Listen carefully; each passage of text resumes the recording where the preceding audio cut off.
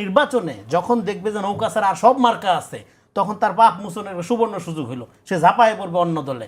দেখেন, এটা একটা খুব পুরানো আলোচনা, কিন্তু আমরা প্রথম দিন থেকে বলছি যে বাংলাদেশে আওয়ামী লীগ এবং রাজনীতি দুইটা একসাথে যায় না। এবং আমাদের রাজনৈতিক ব্যর্থতা কি? অনেকগুলো ব্যর্থতা আছে, এর মধ্যে একটা ব্যর্থতা কি? একটা ব্যর্থতা হলো আওয়ামী লীগকে আমরা রাজনৈতিক সংগঠন মনে করছিলাম। আওয়ামী লীগকে রাজনৈতিক সংগঠন মনে করার ক্ষতিটা কি হয়েছে সেটা আমরা দেখছি, 15 বছরের ইতিহাস আমরা জানি, এবং সর্বশেষ আমরা বাচ্চাদের জীবন দিতে দেখলাম এইভাবে। ফলে এখন এই অভ্যুত্থানের 1 বছর পরে এসে একটা আলোচনা উঠতেছে যে ইলেকশনকে সামনে রেখে, বিশেষ করে যে এই ইলেকশনে, যে আপকামিং ইলেকশন যেটা ফেব্রুয়ারিতে হওয়ার কথা, সেই ইলেকশনে আওয়ামী লীগকে যদি আপনি অংশগ্রহণ করতে না দেন, তাহলে তার যে কোটি কোটি সমর্থক রয়ে গেছে বা আছে, হ্যাঁ, তাদের কি হবে? তারা ভোট দিতে পারবে কিনা দেখেন। এবং এখানে আমি নাম ধরেই বলি, আমি দেখতেছিলাম যে একটা শোতে আমাদের বড় ভাই সাংবাদিক মাসুদ কামাল ভাই একটা সুন্দর যুক্তি দিয়েছেন। সেটা হলো, ধরেন আপনার পছন্দ গরুর মাংস, কিন্তু আপনি 5 পদের মাছ তার সামনে হাজির করলেন। তার মানে একটা লোক যিনি নৌকায় ভোট দেয়, সে যখন দেখবে ব্যালটে নৌকা নাই, তার মানে সে তো ভোট দিবে না। যুক্তি হিসাবে খুবই সুন্দর যুক্তি এটা, কিন্তু এই যুক্তিটা হলো সন্ত্রাসবাদী যুক্তি। ধরেন একটা লোক ময়লা খায় ছোটোবেলায়, বা ধরেন একটা আবর্জনা খায়, এবং সে মনে করে এটা হলো তার জন্য স্বাস্থ্যকর। এবং এখন কি আপনি তার এই ময়লা খাওয়াটা তার অধিকার হিসেবে মাইনা তার আজীবন ময়লা খাইতে দিবেন, নাকি তাকে আপনি বিরত করবেন যে না বাবা, অনেক খাইছো, স্বাস্থ্যের অনেক ক্ষতি, আর ময়লা খাইও না, স্বাস্থ্যকর জীবনে ফিরো? ফলে যে গরুর মাংস পছন্দ করে, মানে নৌকা পছন্দ করে মাসুদ কামাল যুক্তি অনুযায়ী, এখন তাকে আপনার গরুর মাংসই খাওয়াইতে হবে, মাছ খাওয়ানো যাবে না, খাইলে তার অধিকার হরণ হবে। এটা সন্ত্রাসবাদী যুক্তি। কেন? আপনার পৃথিবীর কোনো দেশে অভ্যুত্থানের পরে গণতান্ত্রিক পুনর্গঠনে, উত্তরণে ফ্যাসিবাদী শক্তিকে এক্সেপশন বা অ্যাকসেপ্টেড গ্রহণযোগ্য শক্তি হিসেবে বিবেচনা করা হয় না। সেক্ষেত্রে গণতান্ত্রিক উত্তরণ ব্যাপারটা মিনিংফুল হয় যখন আপনি ফ্যাসি শক্তিকে ওভারকাম করে বাইরে রেখে গণতান্ত্রিক প্রক্রিয়ায় দেশকে নিয়ে যাবেন। এখন কথা হলো, আপনি নিয়ে গেলেন, কিন্তু বিপুল সমর্থক যে রয়ে গেল তাদের ব্যাপারে কি হবে? বা আপনি যেটা বললেন যে তাদের জন্য যে মাংস খাওয়া খারাপ বা ময়লা খাওয়া খারাপ, সেটা কিভাবে বোঝাবেন? আওয়ামী লীগ করা যাদের অভ্যাস, ধরে ও কিছুই বুঝে না, ওর কাছে রাজনৈতিক বিবেচনা, গণহত্যা, ফ্যাসিবাদ এগুলো কোনো কিছু নেই, অভ্যাসে আওয়ামী লীগ করে, ওরে আপনি কি করবেন? সেই জন্যই তো আমরা বলছিলাম, আওয়ামী লীগ ক্ষমতা থাকার সময় থেকে আমরা বলছিলাম, দেখেন, যেহেতু বাংলাদেশে একটা পলিটিক্যাল কালচারটা নষ্ট হয়ে গেছে, মোরাল ফ্যাব্রিক আওয়ামী লীগ ভেঙে দিয়ে গেছে, ফলে আপনি ট্রুথ অ্যান্ড রিকনসিলিয়েশন করেন। এটা হলো যেটাকে বলে আপনার ন্যায় বিচার নিশ্চিত করার স্বার্থে অপরাধীরা অপরাধ স্বীকার করবে, এবং যারা সমর্থক তারাও বলবে যে আমরা একটা ভুল জিনিস বিশ্বাস করতাম। অপরাধ স্বীকার করার আগে অপরাধ বোধটা তো জরুরি। তার মধ্যে যদি বোধটা না আসে, তাহলে স্বীকারের জন্য আপনি প্ল্যাটফর্ম রেডি করতে রাখবেন না। অপরাধীর অপরাধ বোধ তৈরি হয় না, কারণ সে তো মনে করতে না সে অপরাধ করে। তাহলে কি তাকে আপনি জোর করে বলবেন তুমি সরি বলো?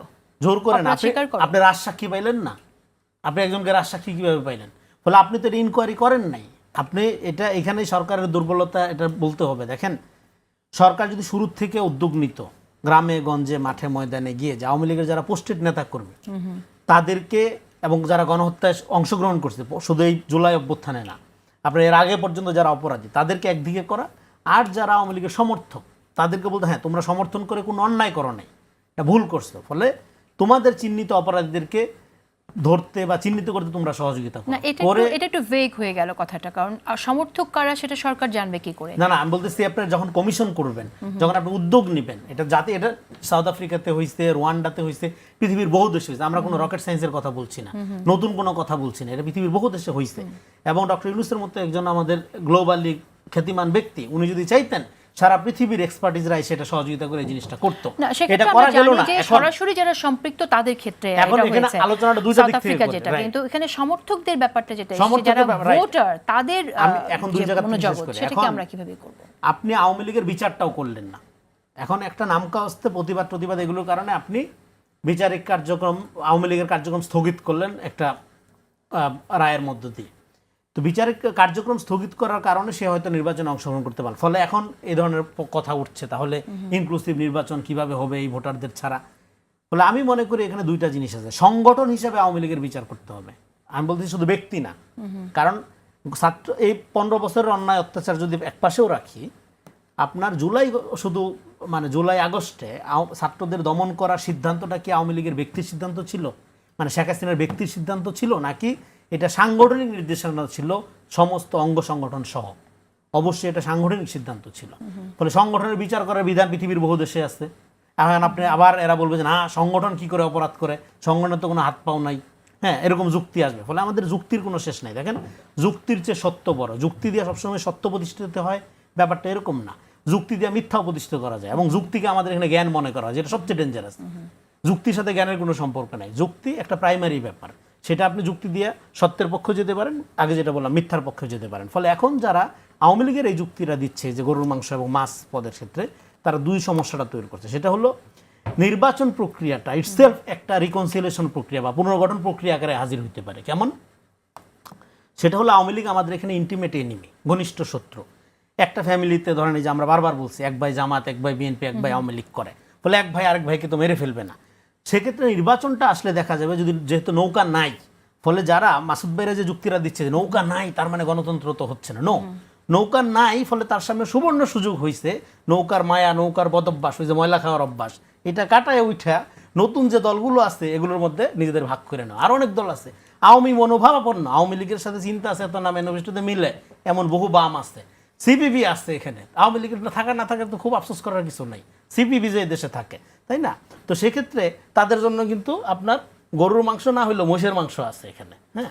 ফলে মানে আওয়ামী লীগের চিন্তা চেতনা ক্যারি করে এরকম অ্যাফিলিয়েটেড রাজনৈতিক সংগঠন এখানে আসতে। ফলে যে যুক্তিটা দেওয়া হচ্ছে, সেই যুক্তিটা সন্ত্রাসবাদী যুক্তি এই অর্থে যে আওয়ামী লীগকে এখানে বনবাসিত করতে হলে দুইটা জিনিস। তাহলে আপনি ভারতকে রাজনীতি করার লাইসেন্স দিচ্ছেন। অভ্যুত্থানের পর আওয়ামী লীগের প্রশ্নটা তো শুধু আর আওয়ামী লীগের প্রশ্ন না, এখানে আপনার সার্বভৌমত্ব, স্বাধীনতা লঙ্ঘনের প্রশ্ন জড়িত হয়ে গেছে। কারণ আওয়ামী লীগ এখানে শুধু এটা বাংলাদেশের কোনো রাজনৈতিক শক্তি না, এটা ফ্যাসিস্ট শক্তি, স্বৈরাচারী শক্তি, সেই কথাটা তো আর নতুন করে বলার অপেক্ষা রাখে না। কিন্তু এটা যদি আমরা নাও বলি, তাহলে আওয়ামী লীগকে রাজনীতি করতে দেওয়ার আলোচনাটা করার মানে হলো আপনি ভারতকে এখানে রাজনীতি করার সুযোগ দিবেন কিনা সেই প্রশ্নটা আগে সলভ করতে হবে, পরে আওয়ামী লীগের আলাপ। ফলে যেই সমস্ত বুদ্ধিজীবীরা, আমি তাদেরকে আর খারাপ করার কথা না বলি আজকে, যারা এই সমস্ত যুক্তি দিচ্ছেন তাদেরকে প্রশ্ন করতে হবে যে আপনারা আপনাদের এই যুক্তিবাদিতার কারণে, যুক্তিবাদিতার মধ্য দিয়ে আওয়ামী লীগকে ফিরে আনার যে নর্মালাইজ করার যে প্রক্রিয়া নিচ্ছেন, এখানে যে আওয়ামী লীগ আসলে একটা ভয়ঙ্কর রূপে ফেরত আসবে, একটা গণহত্যার সংস্কৃতি শুরু করবে, এই হত্যার দায় আপনারা নেবেন কিনা? হ্যাঁ, নাহলে আপনার কোন যুক্তিতে গণতন্ত্র, কোন গণতন্ত্রের কিতাবে, কোন গণতন্ত্রের মডেলে, কোন গণতন্ত্রের উদাহরণের মধ্যে আপনি পাইছেন যে একটা লোক তো সমর্থন করে, ফলে সেই সমর্থকদের রক্ষা করাটা একটা ধরেন রাজনৈতিক প্রক্রিয়ার বা একটা সরকারের বা একটা নির্বাচনী সংস্থার খুব দায়িত্ব। ধরেন এটা এটা আপনি ধরেন আওয়ামী লীগ সমর্থন করেন, আপনার সমর্থনকে মূল্যায়ন করার দায়িত্ব তো নির্বাচন কমিশনের না।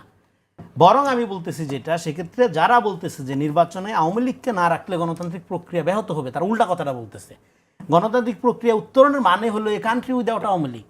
সেটা আপনি যেহেতু রিকনসিলিয়েশন করে করতে পারেন নাই, তাহলে একটা সুবর্ণ সুযোগ হলো নির্বাচন। শেষ করে এখানে এই কথা বলে, ফলে নির্বাচনে যখন দেখবে যে নৌকা ছাড়া আর সব মার্কা আছে, তখন তার পাপ মোচনের সুবর্ণ সুযোগ হলো, সে ঝাঁপায় পড়বে অন্য দলে। তাকে তো আগে সেটা কনভিন্স হতে হবে, তার তো ভালো লাগতে হবে, সুযোগ তো তৈরি করে দিতে হবে। আপনি একটা প্রক্রিয়া ফেল করছেন, রিকনসিলিয়েশনে যান নাই, ফলে নির্বাচনে একটা বড় সুযোগ তার জন্য। তখন তার খালাতো ভাই দেখবে আচ্ছা ঠিক আছে, সে নৌকায় ভোট না দিয়েও অমুক মার্কায় ভোট দিয়েছে, তাহলে সে আর আওয়ামী লীগ না। ফলে নির্বাচনের পরে আরেকটা পর্বান্তর বা ধরেন আরেক ধরনের উত্তরণের সুযোগ হবে। কিন্তু এখন এই সুযোগটা নষ্ট করার জন্য সেই সুযোগটা যারা আওয়ামী লীগ করেছে বা সমর্থক যারা, তারা এটা গ্রহণ করবে কি? গ্রহণ করবে, কেন করবে?